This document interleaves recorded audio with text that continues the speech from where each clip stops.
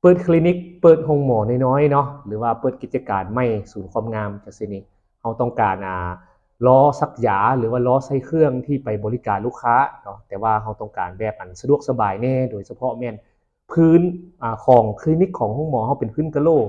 พื้นกะโหลเรียบจังซี่ที่เราเอาไปมาสบายบริการลูกค้าเนาะมื้อนี้จะมาแนะนำให้อันนี้เป็นล้อซักยารุ่น3ท่านบ่มีลิ้นซักเด้อตัวนี้เอามาเบิ่งเลยนะอันนี้เป็นรุ่น3ท่านบ่มีลิ้นซักเป็นรุ่นที่ว่าประกอบจะบ่แม่นรุ่นที่เสื่อมติดเนาะมันจะมีล้อซักยานี่มี2รุ่นคือรุ่นที่เสื่อมติดกับรุ่นที่ประกอบรุ่นที่ประกอบจะประหยัดงบเนาะเพราะว่าลูกค้าหลายคนท่าน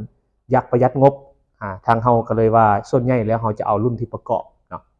เอามาสังเกตเลยล้อเป็นล้อลื่นไหลดีเด้อสามารถที่จะซุกไปมาได้อันนี้เป็นล้อธรรมดาเนาะบ่แม่นล้อเก็บเสียงล็อกได้ล้อมีบ่อนล็อกเนาะล็อกได้เวลาเฮาบริการลูกค้าเฮาซุกไปแล้วเฮาบ่อยากให้มันไหลเวลาเฮาซักยาหรือว่าเปลี่ยนน้ำเปลี่ยนอย่างให้ลูกค้าเฮาก็ล็อกตีนแป๊บจังซี่นะมันก็ล็อกตีนมันจะมีบ่อนล็อกแป๊บจังซี่มันก็อยู่เนาะล็อกตีนแป๊บ จะล็อกตีนแบบนี้เนาะเรามาเบิ่งโครงสร้างของมันแบบนี้โครงประกอบของมันเนาะโครงประกอบของมันก็คือมันจะมีขามีท่านมาประกอบใส่กันแล้วก็มีล้อประกอบเข้ามาบ้อนจับเสื่อมเนาะจะเป็นยางแล้วมีน็อตจับเสื่อมเข้าไปเพื่อว่าบ่ใ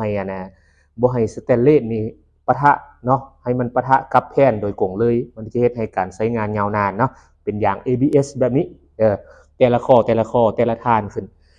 ช่วงระยะ